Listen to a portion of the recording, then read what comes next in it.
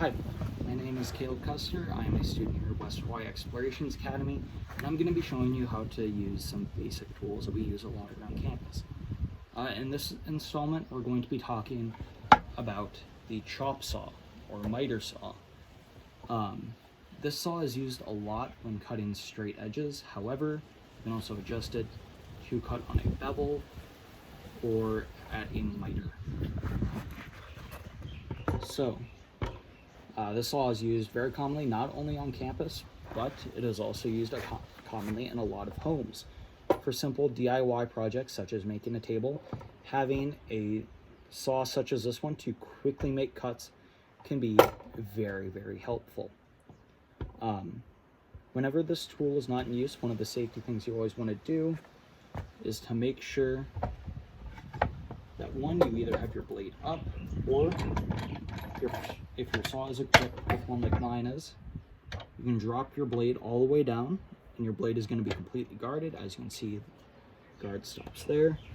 Then there's a little peg right there that you can see sticking out. And all you're going to do is you're simply going to push that in, and as you can see, it doesn't come out. Whenever you're using this tool, it is important that you realize what you're going to be cutting and you match up your blade to it.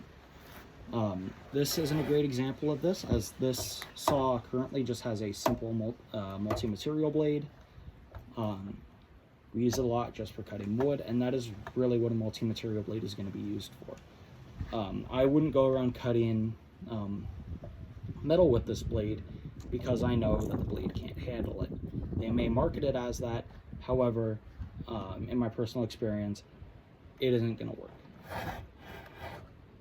Whenever you're using a saw like this, some of the important safety precautions you should take are that you have closed-toed shoes on, such as these ones. You wear safety glasses, such as these. And this one isn't necessary, but it does help out quite a bit. It is helpful to have hearing protection. This isn't the best example of this. I simply just have noise-canceling headphones in. Generally speaking, these aren't going to be considered earplugs. They may dampen the sound, however, they do not get rid of it. Actual earplugs or earmuffs are going to be much better at that and are advised to be used on campus. Whenever this tool is not in use, it is very important that it stays unplugged. Because as long as it's unplugged, I'll unlock it here for a second. As long as it's unplugged,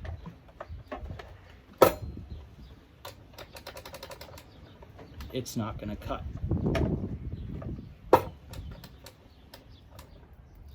So as you can see, and probably here, I am pulling that trigger down and nothing is happening. That is because there's no power going into this tool.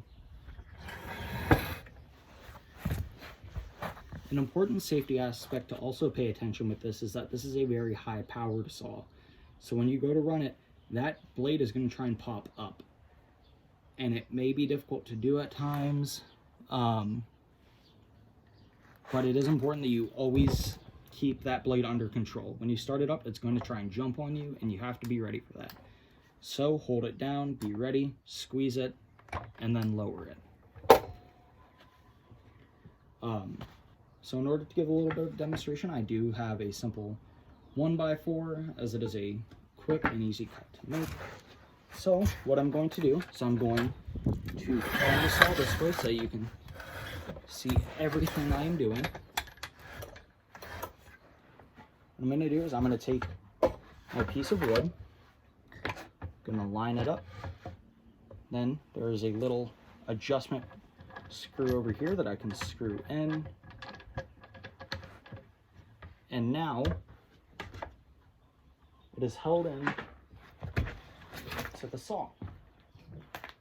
In order to help us out a little bit more, mine unfortunately has a broken bit on it, so I can't adjust it anymore, so I have to use a pair of vice grips to tighten down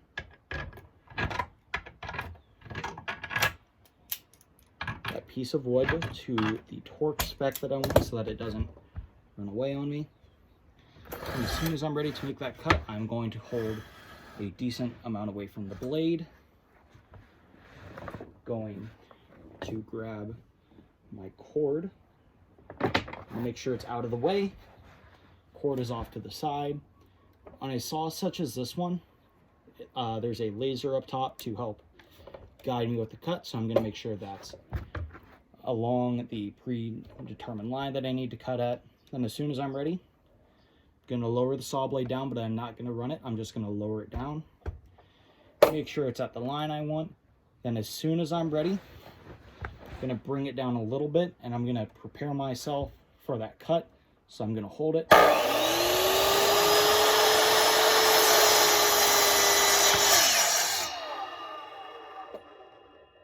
So as you can see, that was a fairly quick cut.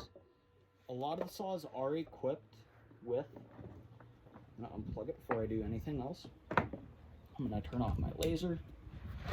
A lot of the saws, including the one we have on campus, are equipped with a vacuum bag such as this one. So that's going to absorb all of the sawdust, and it's going to make sure that it stays fairly contained. Some of it may spill out, however, a bag such as this one is going to prove extremely helpful. So I'm going to make one more cut again just to demonstrate.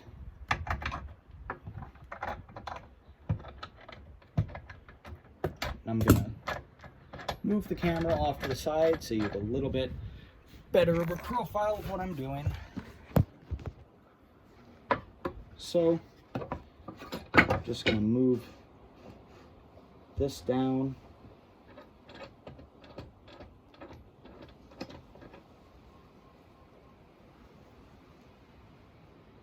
Make sure it's tight. Going to put my hand down on one end. Going to get ready, so I'm going to plug my saw in. But before I even plug it in, I'm going to make sure, yep, it's on the line I want. As soon as I'm ready, I'm going to plug it in. I'm going to put my hand down on one end so that I'm braced for it. Then as soon as I'm ready, like I said, I'm going to lower it one more time, make sure I'm still on that line. I'm going to lower it a little bit.